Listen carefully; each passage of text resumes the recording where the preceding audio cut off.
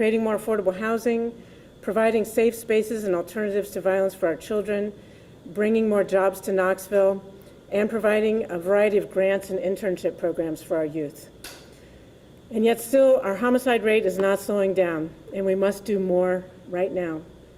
We need someone to coordinate and increase collaboration between city, community, and volunteer sources, and this needs to be a full-time job.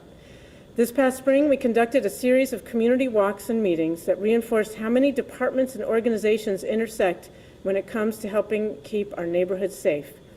In these walks, we heard concerns about street lighting, equipment for after-school activities, access to community centers, partnerships with faith leaders, increased police patrols, traffic calming, sidewalks, gang activity, and many more concerns that cross all city departments. So just to reiterate, this encompasses many city departments and groups, including but not limited to Knoxville Police Department, Knoxville Fire Department, engineering, public service, community empowerment, and of course, our area nonprofits, churches, and neighborhood groups. To help coordinate all these efforts and to implement new strategies in our community, I am adding a new cabinet-level position, Director of Community Safety. And today, I'm proud to announce that LaKenya Middlebrook will be taking on this first ever role for the City of Knoxville. I'm fully confident that LaKenya is the right person to fill this crucial role in our city. LaKenya Middlebrook is a respected community leader. She has established relationships with KPD, KFD, and many other community partners. She truly has a passion for finding solutions and helping others. I will also be requesting council approval to utilize a portion of the American Rescue Plan funding to support an additional position to support LaKenya in this new role. Ms. Middlebrook will report directly to me, and we will have regularly scheduled meetings one-on-one and with other key leaders in the city and in the community. I know she is eager to get started and to build on the foundation of programs and research already underway. So I'm going to turn it over to LaKenya right now to come to the podium and say a few words about the work ahead. Ms. Middlebrook. Thank you, Mayor Kincannon and everyone here today for your confidence in me to lead this important work as we start this new department here in our city. I know that we all feel a sense of urgency right now to see change in our city. This urgency is felt by so many. It is real. It's an urgency to create safe communities for our children, for our neighbors, our coworkers, and our friends, and an urgency to see an end to senseless violence here in Knoxville. Many of the solutions that are going to be necessary to make these changes will take years, but we don't have years. And there are things and strategies that we are committed to doing in the near term to save lives today, because every life matters here in our community. Our city is hurting, our neighbors are hurting, we are all hurting, and that hurt impacts all of us. I can promise that I've been studying methods and strategies for violence reduction and interruption. We've been having conversations with those on the front lines, and we are ready to start implementing some new efforts alongside efforts that are already existing here in our community to see a significant impact on violence reduction.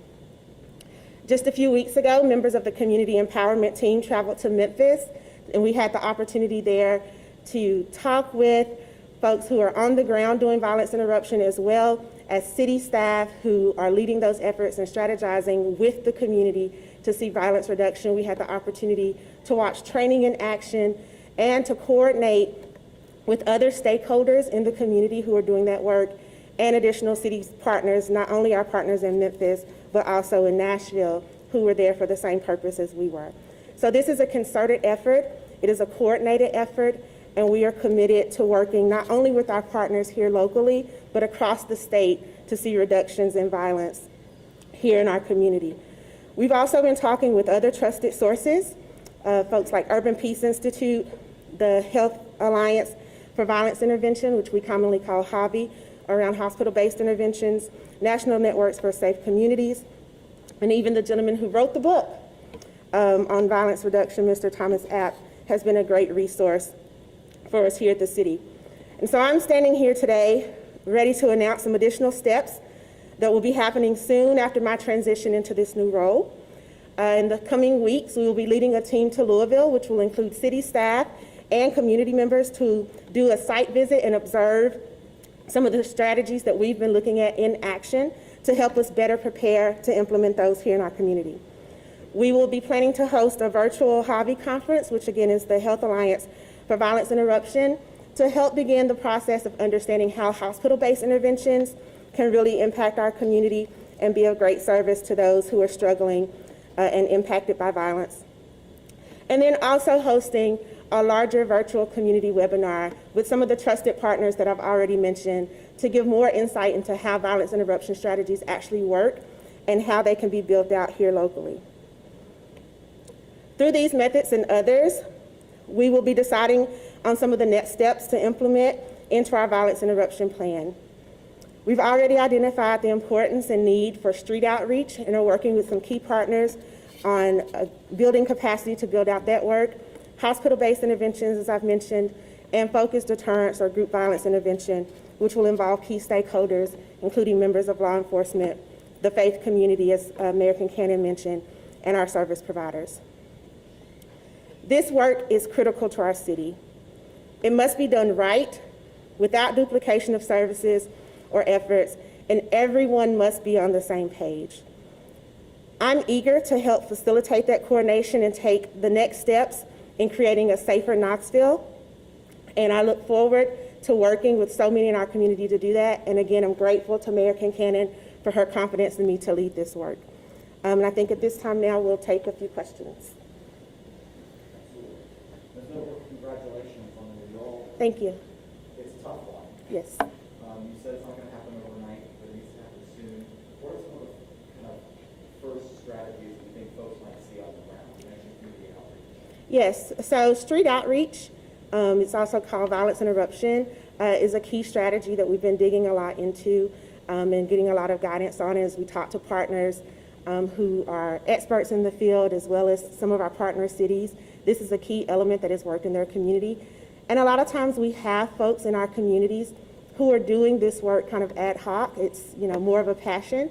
But one of the things that we realize is that the importance of professionalizing this work and coordinating it and not having duplication of services and making sure that that work is well resourced and the capacity is there.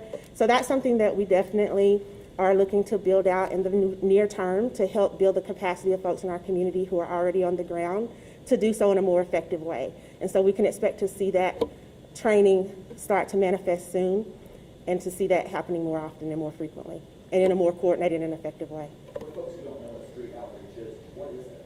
So street outreach, again, it's sometimes called violence interruption, utilizes folks who are members of the community. They are actually considered public health professionals in a lot of communities because it is a trained skill, but they're credible messengers in the community. They are folks who are connected, who are resourced. Some of them maybe have been a part of some unsavory activities in the past, so they understand where folks in the community are, and they're a trusted voice who are out talking to folks, engaging with folks, really getting ahead of violence before it happens and attempting to intervene and interrupt that cycle, and then connect the folks that they're working with to longer term resources that can help them continue to make different choices.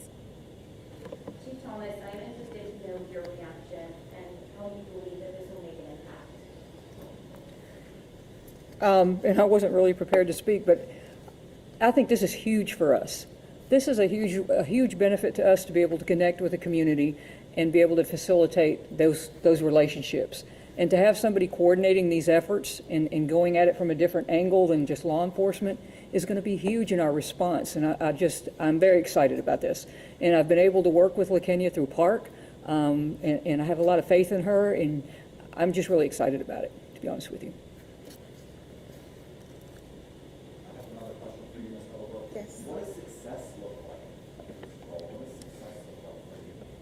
Well, one of the challenges of doing violence reduction work is that it's hard to measure things that don't happen, right? And so obviously we want to see a reduction in violent crime. We want to see a reduction in homicides. That's the key indicator to let us know that we're doing this work well. But it's also going to look like success stories from folks who are on the ground. and folks who are in the field who can share with us incidents where they were able to intervene in a situation that potentially could have turned into a retaliatory situation. It's going to be, seeing folks who were disconnected from services, connected to services. It's going to be measuring recidivism rates for folks who are coming back into our community and trying to reintegrate, because we know that that can be a great source of escalation of violence when folks are having a hard time reentering into our community. So there's going to be a range of metrics that we'll be looking at, but obviously our biggest goal is to see reduction in homicides in our community and violent crime overall. LaKenya, you've been running PARC for the last few years. What are you going to take from that into this new role? Particularly, your familiarity with the distrust that a lot of people in the community still have of KPD and of engaging with law enforcement and the city more broadly. Well, I think, I have been very, very blessed and fortunate to be a part of PARC for, I guess, a little over 5 years now, going on 6 years in one capacity or another. First as a member of the committee and then as the executive director. And I think there are a lot of things that I will take from my time at PARC. First and foremost, I understand and I see firsthand the willingness of our community to be involved and engaged, and the willingness of our community and the desire for our community to see real change and understand how they can impact that change. And it's going to be, there's always going to be a period of trust building, whether it's with the police department, whether it's with the city as a whole, whether it's amongst organizations themselves, and learning how to work together. And so it's been a great experience for me, and I'm really thankful to have had it. But one of the things, like I said, that I will most take away is the willingness of our community to step up and be engaged and involved in these processes, and the need to have community at the table and involved at all levels.